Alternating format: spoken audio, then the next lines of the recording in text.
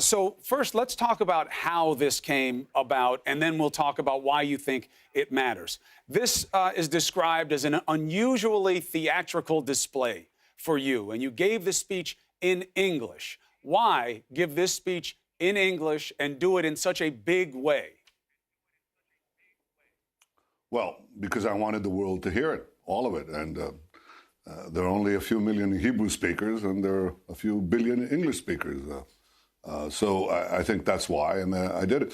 Look, I would have done it in other places as well. You know that I spoke before the American Congress when I thought there was an important message. President Macron of France spoke to the American Congress the other day. This is a very important subject, which relates to our quest for peace and security in the Middle East and the world. And I thought it was important that the broadest audience possible would hear the dramatic findings that we found about Iran's secret nuclear weapons program. The suggestion is that you wanted to make sure that President Trump heard it and heard it directly from you. The question is, well, what did you change with this information? As you pointed out, you spoke to different allies. Putin says the deal stands as it is. The UK says they're not naive on what is going on in Iran. Germany says there is landmark and robust monitoring. On the U.S. side, you had Secretary Mattis say that this deal was done in 2015, anticipating that Iran would try to be trying to cheat still. Michael Hayden, whom you know, the former head of the CIA and the NSA, says he didn't learn anything new. Even the U.S. statement from the White House changed from has to had, that Israel has an active nuclear program to had. And it seems to be that the message is, we knew this already. Well, I think no one had better intelligence on Iran than Israel. And when we got this trove of 100,000 documents, we learned so many things that we didn't know. We're still learning them. You know, we needed to translate it from Farsi, all these documents, all these simulations, all this data, all this testing, everything, all these sites. We've learned an enormous amount about Iran's secret nuclear program. Now, the deal that everybody's talking about was premised on the fact that Iran had no such material. But Iran took enormous pains after the nuclear deal and before, but especially after, to hide this information. It's like an arsenal of knowledge. It's not just in the minds of people whom they have. It's the actual calculations that they've done, the blueprints, the measurements. They kept it hidden because they don't want the world to know what I showed yesterday, that they actually have this capability, a pretty advanced capability to manufacture nuclear weapons. Because I think if this was known in 2015, the nuclear deal as was done would not be done. And in fact, a key condition for its implementation was that Iran come clean, and it gave them a clean bill of health, that they have no secret nuclear weapons. So that's not true. Mr. Prime Minister, how do you reconcile? They kept it, and they're ready to use it. So, Mr. Prime Minister, how do you reconcile that notion with what just came out from the International Atomic Energy Agency, the IAEA? Of course, you know, but for the audience, that's the monitoring agency in place to secure the different precepts of the 2015 deal. They say they have no proof that Iran has done anything new. They date it as 2009, that, yes, you're right, this is what Iran was up to. This may be even what it wants to be up to, but that there is no new proof. Well, first of all, there's an enormous amount of new information that we didn't know that shows how advanced they were in their bomb-making work. So that's the first thing. Second, if people knew this, then how could they close the file and say they never did anything like this? This was the condition for entering the deal. Third, I think it's crucial to understand that the nuclear deal right now that we're discussing is premised on the assumption that Iran will somehow become a peaceful country. It's not. It's become an empire that is devouring one country after the other, and that they're doing before they have nuclear weapons. This deal will give them unlimited enrichment of uranium, unlimited in a few years. President Trump said yesterday, 7 years, unlimited enrichment of uranium. Second, it doesn't address their ballistic missiles in which they could carry the bombs. And third, as I've just shown, they have the wherewithal, the stored up, preserved knowledge to make a bomb very quickly. if they wanted to do it. We could, if you put all these three things together, enriched uranium, bomb, missiles together, that's a prescription for catastrophe. Right, but it works both ways, right? It's important for me to put that forward. But it works both ways, right? Why does it work both Mr. ways? Prime Minister, if you have a bad deal.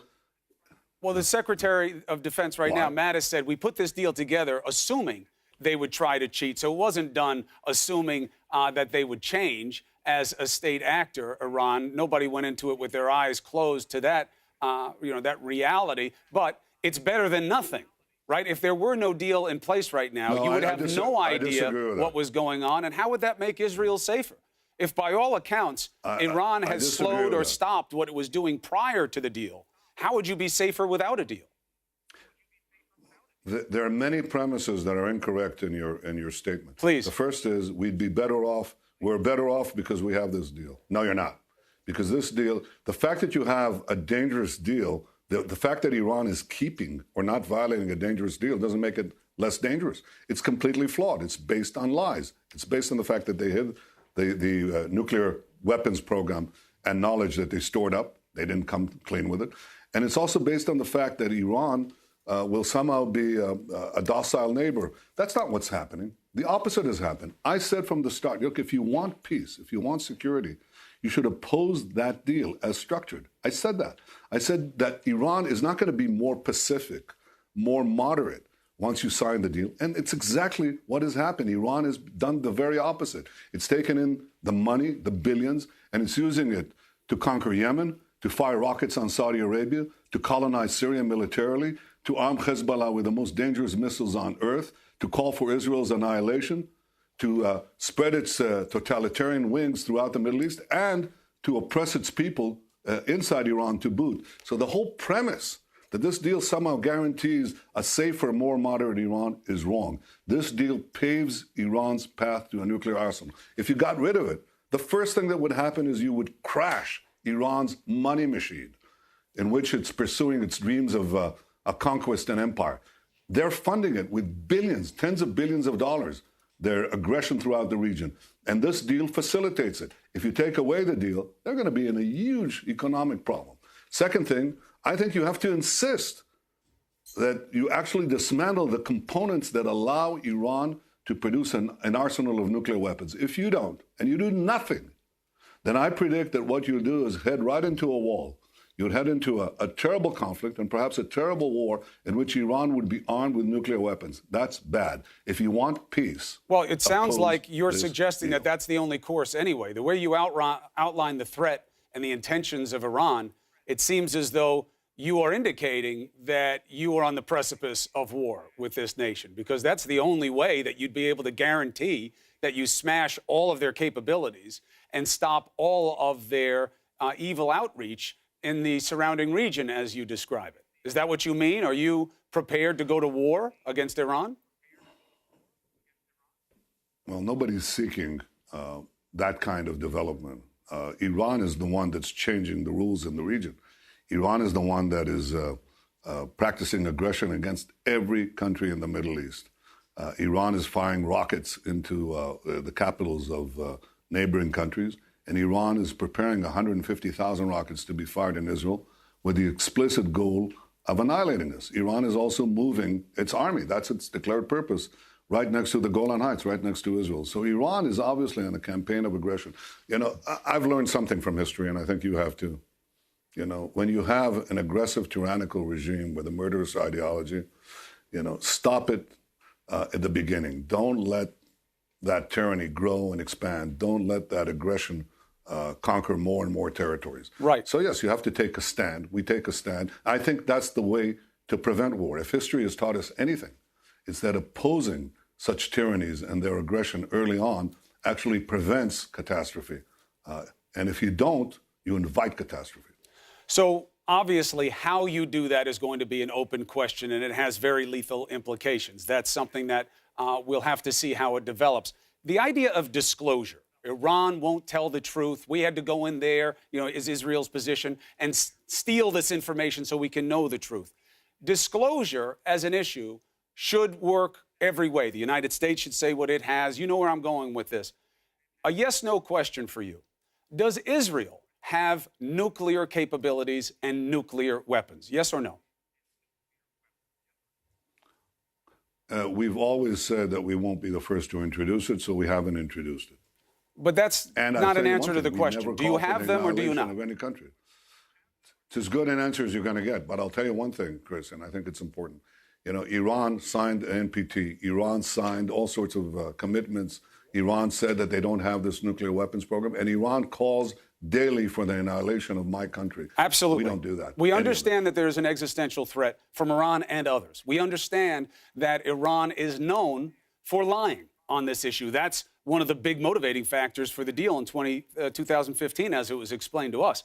But what I'm saying is, if disclosure matters so much, what message does it send when you won't confirm something that is widely believed by the entire international community? How does that inspire the spirit of disclosure? I said that it's not the spirit of disclosure. It's a commitment, a specific written commitment by Iran as part of the deal to disclose what it has. Iran undertook that specific commitment. I understand, but you know what their take on it is that you won't even confirm that you have nuclear weapons when the world already believes that you do. Why? Why keep that quiet? Well, you can make all your assumptions. One thing is clear. Israel is not threatening the annihilation of any country. And you know, it's interesting that the nuclear arms race that I predicted would unfold once this deal was signed, because everybody knew that they were just kicking the can forward for a few years, and as time passes, Iran will get a nuclear arsenal. So now you hear other countries in the region saying, we want nuclear weapons too, or rather, we want unlimited enrichment, nuclear enrichment of uranium, the way Iran gave it. If Iran has it, why shouldn't we have it? So in fact, what this thing is doing, nobody said that about Israel. You may think about Israel what you want for decades. Nobody cared. But as soon as they understood that this regime in Tehran, this murderous terrorist regime that wants to conquer all of the Middle East and is sending its terrorist tentacles throughout the world, the minute they understood that it has a clear path to a nuclear arsenal, everybody now in the Middle East is trying to get their hands on nuclear weapons. Not a good idea. So if you want peace, the crucial thing is don't let Iran get a clear path to the bomb. That's what that deal does. And I think if you want to assure the peace and security of the Middle East and the world, you can't let that happen. Listen, you know, you make a lot of strong points about that. Obviously, less is the only direction to go with nuclear capabilities, not more. And your points about the risk that Iran poses in the region, let alone with its nuclear capabilities, are well known and echoed by many of your allies. My point was just that if what we want is for people to come clean about things, everybody should be open and honest, and it will create a different kind of pressure on what kind of dialogue is expected. But your points are well taken, Mr. Prime Minister. It's good to have you on the show, Benjamin Netanyahu. Thank you very much for taking the opportunity. Thank you for having me.